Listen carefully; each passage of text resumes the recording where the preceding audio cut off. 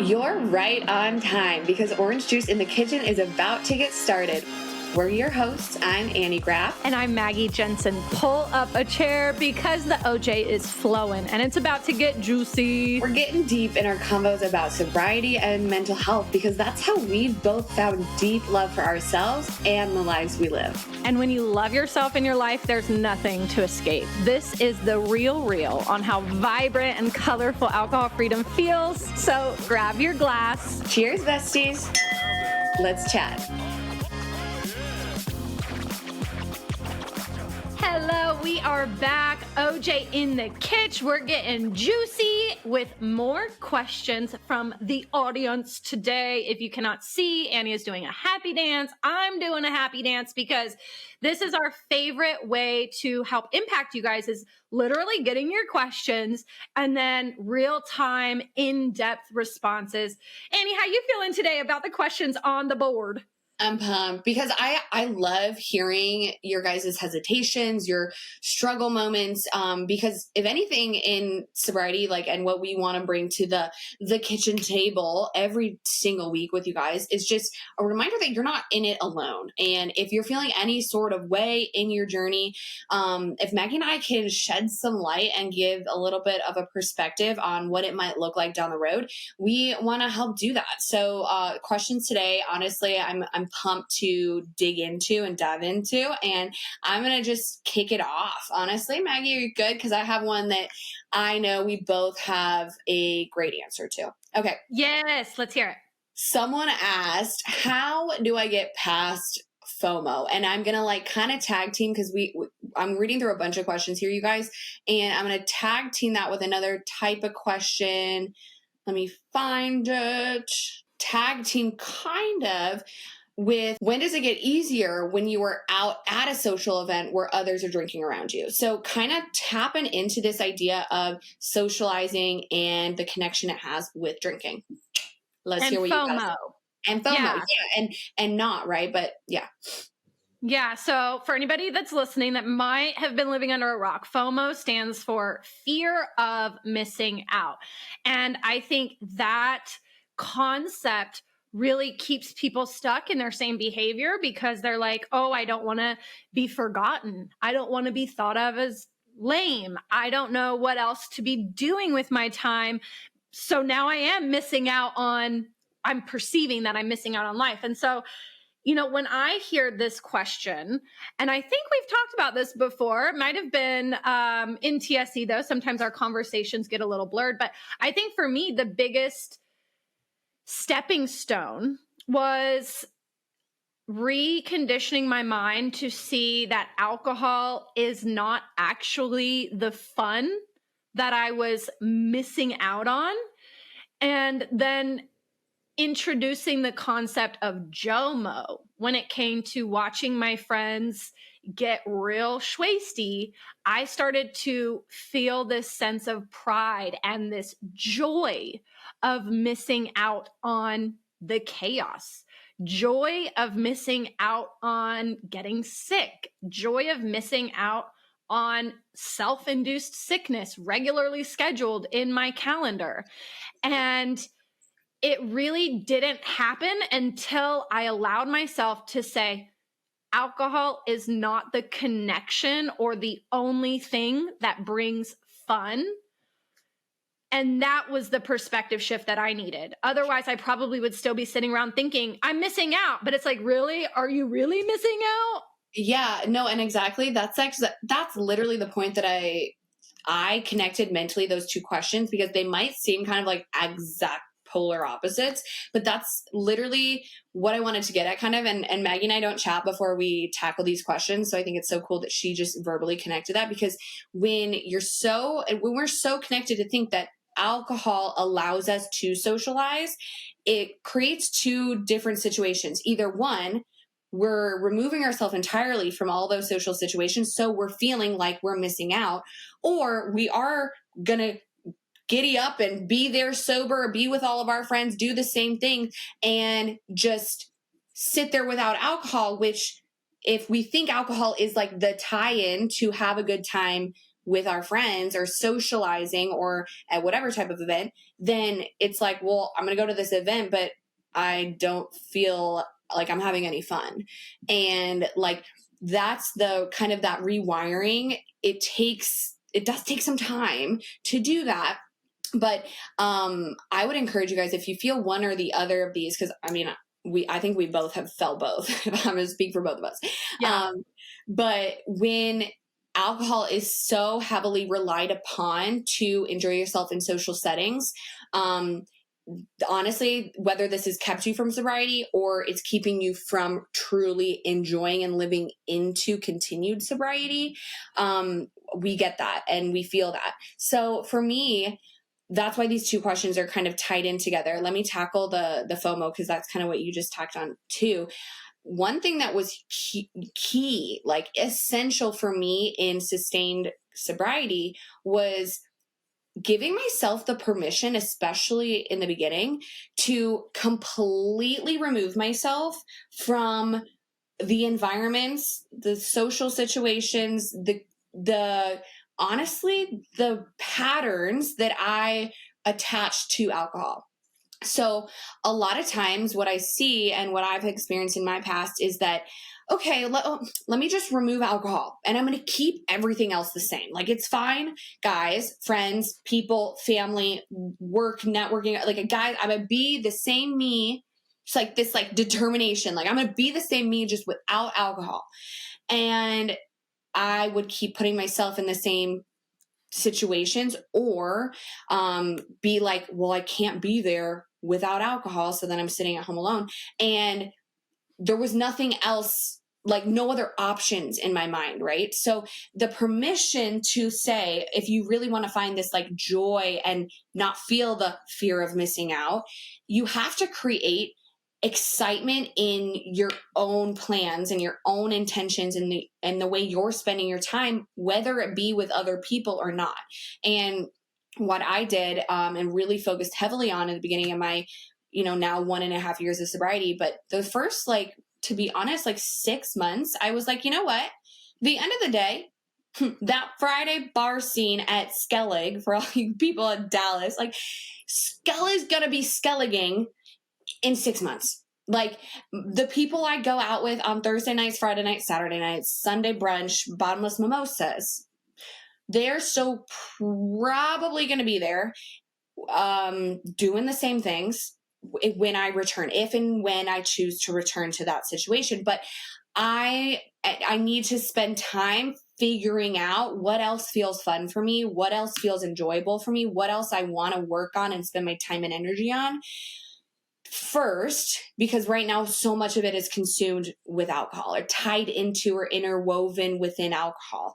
So I would encourage you guys, if you feel FOMO quite heavily, I think for me, that mental realization of like, okay, if I want to go back to it, if I want to in 6 months, if I'm just dying to get to Skellig, I can figure that out then. But right now, something that's more, on my heart to figure out is my relationship with alcohol and my sense of knowing myself and my sense of happiness and fulfillment in life and my fitness goals, my health goals, my deep relationships, So find, in the beginning phases, find something that you've maybe back shelved. If we're now going to shelf this identity, this alcohol infused identity, if we're going to shelve that, you might need to look on your shelf and see what other hobbies and passions and pastimes and connections you have kind of put on the back burner and been like, yeah, I used to dabble in art, but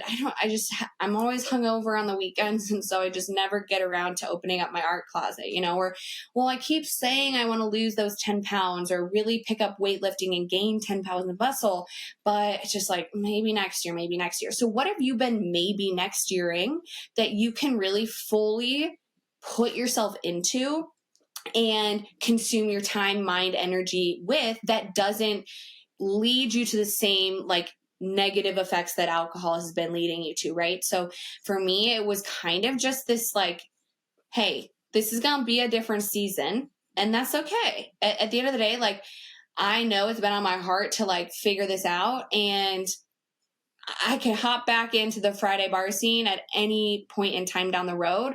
But I was on this like constant thing of like letting FOMO control my sobriety stints. And it was like 1 day, 2 day, 3 days. Okay, I can't handle it. I can't handle not being a part of the fun.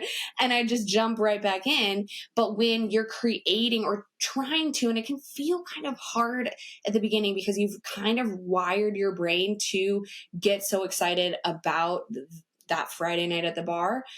So it can feel a little question mark. And if you guys are feeling that, go back a few episodes. We did our first episode on questions. We kind of tackled something similar to that perspective. But it might take some time in the beginning, but occupy yourself with new goals, new hobbies. Remind yourself of how much newness is out there in the world and within yourself, that fun and excitement and enjoyment doesn't only have to look like the things you found those enjoyment, fun, and excitement in for the last X fill in the blank of how long you've been consuming alcohol for, you know? So for me, it's kind of just that like breaking old ways of thinking and trying out new things, right? Aligning yourself with new people who will go on a walk with you, will go to Michael's to go shopping for your next art project, who will help you research real estate if that's what you're wanting to get into, will help you join you on your lifting sessions in the gym, you know, and get pumped up about that. Because when you can align yourself with other people, and yeah, that also causes you like, that might cause you stress of like, oh my God, I have to go meet new people. You know, you don't necessarily have to, but having other people that get excited about the things that you want to put your time and energy to now in sobriety will help you feel like, oh, well, yeah, my friends are over at the bar on Friday night, but I have Maggie and we said that we were going to go and do XYZ. And so now you're looking forward to that, you know, and it might feel a little bit different sense of like looking forward to, but start to add those things into your weekly routine. And that FOMO honestly gets less and less. The FOMO continues to dissipate. And I say this lovingly, but I think you can attest to this as well, Annie. But like when Annie and I think back to the circle of friends that we were so afraid of losing or missing out on experiences with, when we see what they're doing now, the same thing, just like you were saying, Scuttle. What was that bar? Skellig, yeah. Skellig. When I think about the people that I was so afraid of disappointing or missing out on or losing, you know, connection with, I kind of see that they're doing the same thing now, 5 years later in my journey.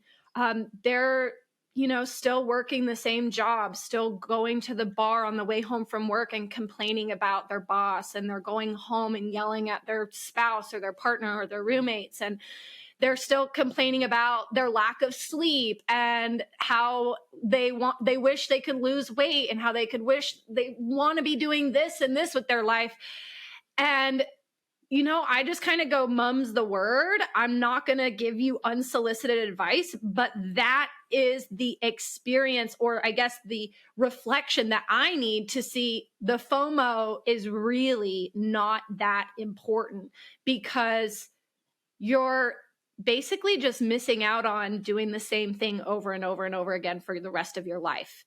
Whereas now it is that JOMO for the growth, the fact that like you and I, when we talk to those people, they literally are like so wowed at our identity transformation. You did what this last year? Oh my gosh, you did so many cool things. I wish I could do that.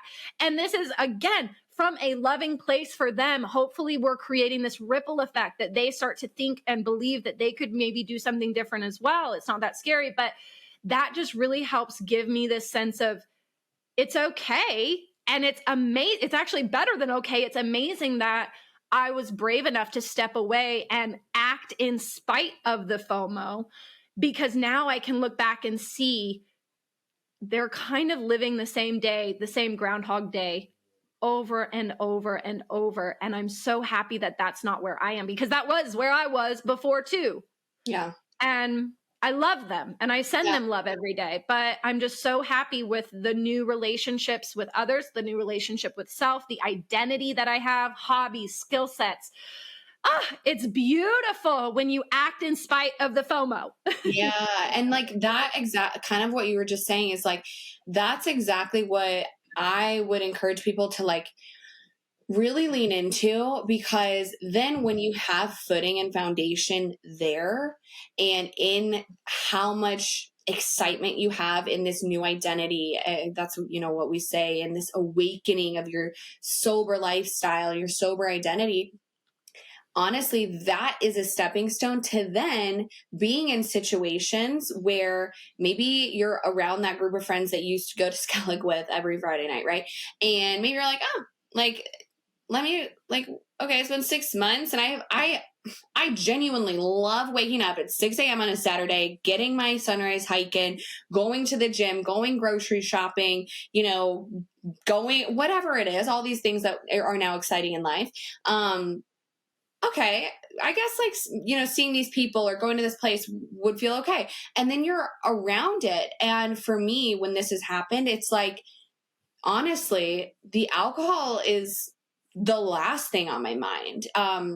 I know in the beginning of sobriety, trying to force this confident identity in like, no, I'm drinking, like Yeah. it felt like imposter syndrome, because I was like, no, I don't want people to try to persuade me to drink. So I'm like, pretend I'm having so much fun. In reality, I'm like, they haven't finished their drink. Like, oh my God, how could they not? I'm over here like trying to stay back. Like so that's why I say, give yourself permission to remove yourself from that situation so you can gain this confidence in who you are outside of alcohol. Because then I promise you're going to step into these situations and it's like you have things to talk about.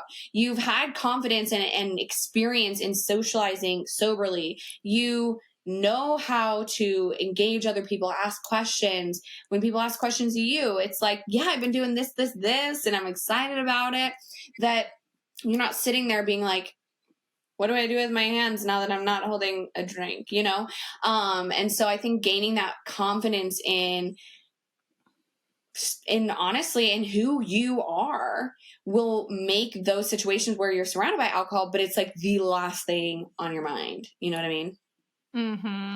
Yeah, I think it's so powerful when you do take that time for yourself to understand, then go back into it. And just what you were saying earlier, I think so many people do just carry their old identity minus alcohol into the same environment and try to force their same identity in the same conversations. And without alcohol, it doesn't fit, it doesn't align. And so there's that disconnect. And that's why we really, I mean, with the Sober Experiment members, we really encourage don't feel bad about spending time alone in the beginning, because that's when you're going to learn what your interests are, what you're going to learn how to literally talk to people without the social lubricant. And all of those experiences are building new neural pathways so that when you do re-immerse yourself, you have the right mindset and the right social communication skills to enjoy it and be present and be curious and inquisitive, but also share your life and what's going on in a confident, proud manner so that it's fun. It's fun. Annie and I have so much fun going out and socializing and then coming home and being like, time to recharge and do my self-care. And I'm so glad that I'm not going to bed drunk with my makeup on and then waking up, like you said, Saturday, 6 a.m. for Annie. I like to sleep in until like 8 a.m. on the weekends, which is wild early compared to my past life. 2 p.m. was my wake up time. But it's just like you see that long-term result of being brave and understanding your confidence and what you want to talk about. It does take that time. So Yeah. I I see that person asked, when does it get easier in terms of being in a social event around drinking? And so maybe two different answers. It depends what you're doing in the time, is honestly what I would say. Because if you are sitting around purely counting the days and being like, well, hell yeah, I made it to 13 days. Like that's amazing. And I'm not going to like say anything other than like great things about that. However, you could get 13 days just sitting on the couch being like, no, I'm not going to go. I'm not going to drink. I'm not going to have alcohol. Okay. I removed all the alcohol from the house. I'm going to say no to plans. I'm going to turn these down. I'm just going to get to like, you know, whatever that is, 30-day mark, whatever you have in your head. And you could arrive at that 30-day mark and be like, check, kind of now what? Or like put yourself back in a situation where like, well, look, I did 30 days. I can obviously do this. Return to old environments and still be like alcohol, like obsessed. Like, oh my God, okay, wait. Oh, drink. Oh, alcohol. Well, I did 30 days. Like, I don't really have a problem. And I'm just saying this from my past. Okay. So that has been an experience. And then doing a little bit different, I could go those 30 days. I know at first I said 13. 30 days maybe is a more realistic kind of comparison here, where in those 30 days, and when I have been at the beginning of this phase here, the first 30 days, understanding yourself better, taking that time to kind of separate from old situations, old environments, old versions of yourself, old habits, old patterns, and forming new connection to self, forming new identity, forming new hobbies that are exciting to you, forming new goal sets that you're going after and taking action on, forming new self-confidence in how you're showing up for yourself, that you can get to that 30-day mark and you're like, oh my God, okay, yeah, I can go to this thing. And, you know, again, that's when you get to the point where you're like, oh my, I love who I am and I'm proud of what I'm doing and I feel fucking good. And I've kind of really figured out that it's all connected. And now I'm not going to this event and socializing and being really obsessed with everyone that's drinking around me. And I will also say it's different for everyone, right? Like, I would say for myself, I had a big like epiphany moment at probably 12 weeks. We have members in the sober experiment all the time who are at week 4, at week 6, at week 8. And they're like, wow, like it blows my mind how going into a social situation where I used to be like, I need a pregame for this. I need to have a drink on the way. I need to, you know, get straight to the bar when I get there or whatever. I'm thinking, you know, think like a networking event, think a wedding, think, you know, a big group event, like things that you're like, oh, and there's, you know, there's going to be alcohol there. That they do this with our TSC members, they get to these events and again, it's kind of the last thing on their mind. So everyone's journey is going to be different. It depends what work you're going through. It depends what things you have to rewire and how really well formed they were to break down, to reconstruct, to get a handle on, and to then form new patterns and all of that. So I guess there's no like per any of these questions that are kind of like, when can I feel this way? And when does this happen? You know, we can maybe give certain like about this time, but everyone's going to be different. So I don't know. For me, it was like 12 weeks ish. Mm-hmm. Yeah, I think it's really important to remember that time heals all is a lie. It's what you're doing with that time. And like Annie said, if you're just sitting around counting the days, you're basically continuing to hold on to that identity of, I love alcohol. I love to drink. It's what my hobby is. It's what I look forward to more than anything. And in that time that you spend away from it, how much can you start to build that new lifestyle? Literally, you know, you build the life that you love so much that you never want to escape it. So then when you are reimmersed in that drinking situation, the drinking just doesn't sound good. For me, in my first 12 weeks, I did not want to be around anybody that was drinking. It wasn't so much of a trigger as it was a pet peeve. It annoyed me because it highlighted that I spent so much of my time doing pointless things. Seeing my friends continuing to drink made me see myself and how I spent 15 plus years of my life. It was very triggering to see my old self right in front of me, wasting my time And I said, I don't really want to be around it. Now, I love to go out and if my friends are having a drink, I still want to join them. But that took me probably about 4 or 5 months because I was just annoyed. And I think it was my own self-image carrying along, being annoyed at the previous version of myself. And so that's really where I had to dig in with my time, is working on my self-love and my forgiveness and the perspective that I didn't waste my entire life. I have so much more. And that made me hungry to be like, okay, and while they're out partying, I want to do this. And that was the magic ingredient that then I think it was probably about month 4, month 5. It was when quarantine started to kind of lift. We could start going out again and being in public. That's when I was like, you know what? I'm ready to go and be around it and be around my friends drinking. But before that, I wasn't, just because of my own self-forgiveness that I was still working on in that time. But I wasn't just letting time pass, twiddling my thumbs, thinking, I can't wait to drink again. I was actually thinking, how can I love my life without alcohol? So I think it's just really important to think about how you're using your time when you're spending it away from alcohol. Yeah, I love that so much. I'm gonna do you care if I pick the next question and I'll throw it Yeah, to go you? ahead. Yeah. Okay. So as we're kind of talking on the connection between socializing and friendships and community in sobriety, somebody asks, how do you find in real life sober communities, especially in a new city? The online communities I found are encouraging, but I'd love to find more in real life communities. I'm about 78 days sober today, but have so far been pretty much a hermit. Is hermit okay? I think so.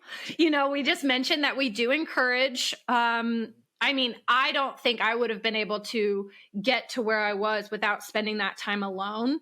It was kind of universally forced upon me with quarantine in 2020, but it was really a magic ingredient. But there is kind of this turning point where you start to crave human interaction and you start to really want to build this in-person connection. And one of my favorite ways to do that in real life is to find communities, find hobbies and groups that do not synchronize with drinking. And what I mean by that is a community group that is based in something contradictory to spending your time drinking. So what I did is I went to the library, and I know this is old school, but everybody remember this place with books, and you have a card and you go in and you can like browse the aisles, and it has this beautiful nostalgic smell to it. It's a library, and you go there in real life. And I know the library nearest me, and even back in Savannah when I first started, they had these big bulletin boards. And on these bulletin boards were flyers, like back in the day that we used to use, flyers with community meeting meetups, and they were all free. And a lot of them were targeted towards things that were health and wellness or learning or entrepreneurship, things that were almost tangential. You would think the person that enjoys this probably does not spend their free time going to the bar. So I would get involved. There was a yoga community that posted a flyer on my library billboard. There was, this is kind of fun, but a tarot card reading class. And I was like, okay, people that spend their time doing that, they're connected to spirituality. They probably aren't going out and then going drinking. And of course, sometimes you will find, hey, you go and you have this event with them and then they might go get mimosas afterwards. That doesn't mean that you have to go. It doesn't always ensure 100% sobriety amongst them, but it's a different hobby, a different way to use your time. And most of the time, those people that are going to free community meetings on a Sunday morning or a Thursday night, they are looking for things that do not involve alcohol. So it happens to just kind of synchronize beautifully that you get involved in something unrelated to alcohol, which continues to help you build an identity that is not related to alcohol. And then you meet people that value things more. And I think I got most of my valuable connections in real life from people that don't really think about alcohol. They don't struggle with sobriety. They're just like, oh yeah, I don't really drink because I love to do my yoga and I love to go to this class at the library and I love to host meetups. And that's where they spend their time. They're not sitting thinking, I can't drink.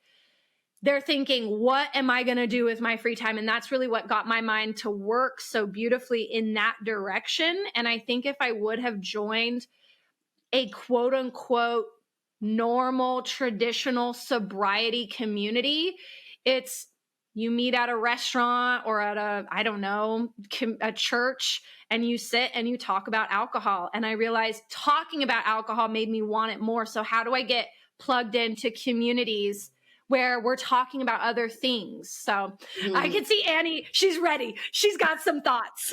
No, I was literally just thinking the exact same thing. I think disconnecting from the idea that just because now sobriety is something you're excited about and you're like living into, it doesn't mean it needs to be your whole identity. It isn't your whole identity. And I hope it's not. I hope it's like a gateway to you getting to know certain parts of yourself that maybe alcohol put a damper on, it closed the door on.